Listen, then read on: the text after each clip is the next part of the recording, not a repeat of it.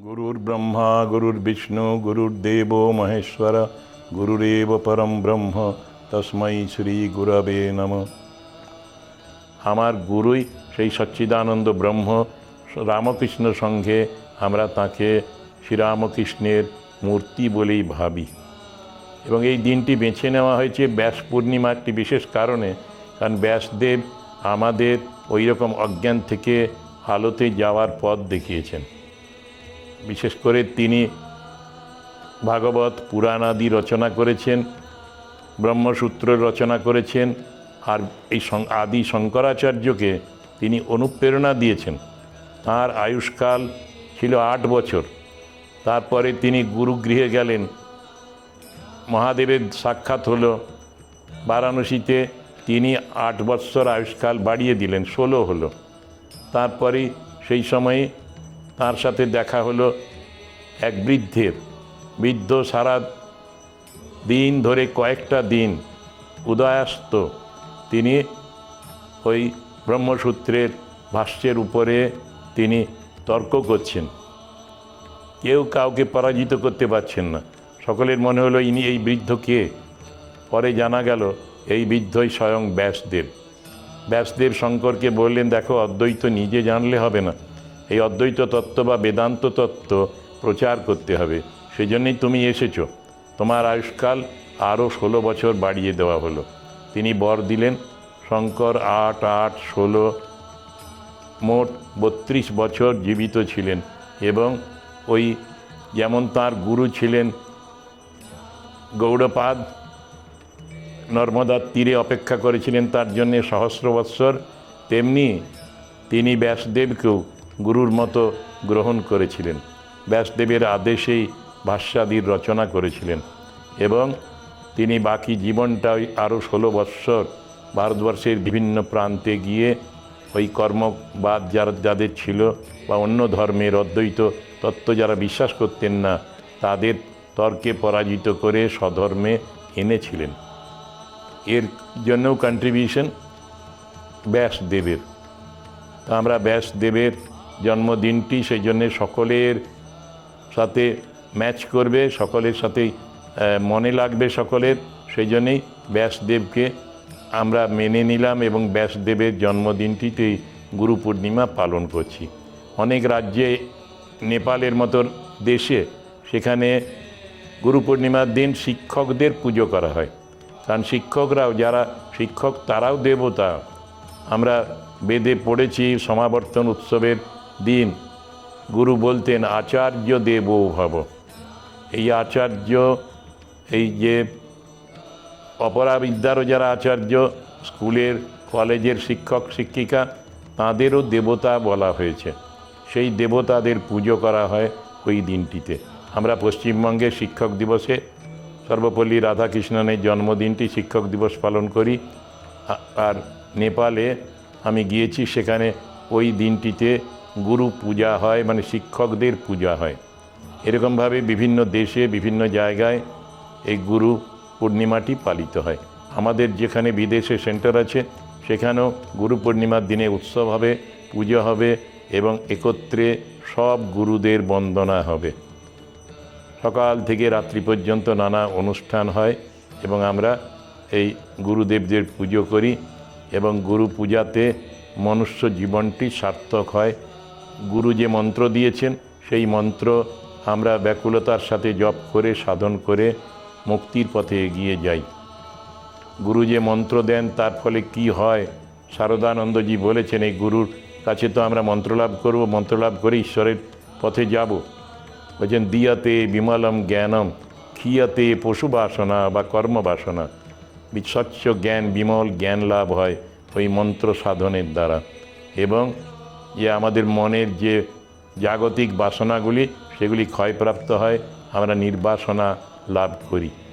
নির্বাসনাই হচ্ছে মুক্তির পথ। আমাদের বিদ্যা মন্দিরে একজন মহারাজ ছিলেন, খুব সুগায়ক ছিলেন, উচ্চ মার্গের সাধক ছিলেন, সঙ্গীত সাধক, প্রত্যয়ানন্দজি। তিনি একদিন দুপুরবেলায় লাঞ্চের পরে, দুপুরের আহারের পরে নিজের ঘরে চলে গিয়েছেন, বেশ কিছুটা দূরে। তার বাসগৃহটি ছিল হস্টেলে। আমি দেরিতে গিয়েছিলাম, তিনি দেখি ফিরে আসছেন, তার চটির আওয়াজ পেলাম। তারে বলে, আপনি তো মহারাজ আহার করে গিয়েছিলেন, আবার ফিরলেন কেন? হেসে বললেন, ভাই শোনো, আমার ডায়াবেটিস আছে, আমি একটু দুপুরে বিশ্রাম করি, বিশ্রাম করতে গিয়ে মনে পড়লো আজকে চাটনিটা খাওয়া হয়নি, সেই জন্যে ফিরে এলাম। চাটনি খেয়ে যাবার সময় বললেন, আমি চাটনির জন্যে আরেকবার জন্মগ্রহণ করতে চাই না। তো এই নির্বাসনার প্রবৃত্তি আমাদের সকলের। মাও বলেছেন নির্বাসনা হলেই মুক্তি হবে।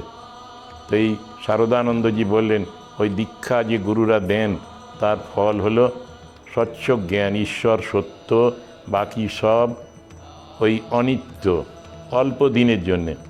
আর ঈশ্বর তিনি নিত্য পদার্থ।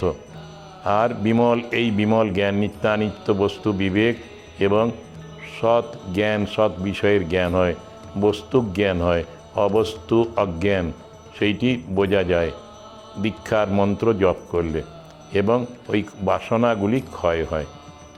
এই জন্যেই আমরা দীক্ষা গ্রহণ করি এবং দীক্ষার ফলে মানসিক শান্তি লাভ করি এবং ঈশ্বরের কৃপা অনুভব করি।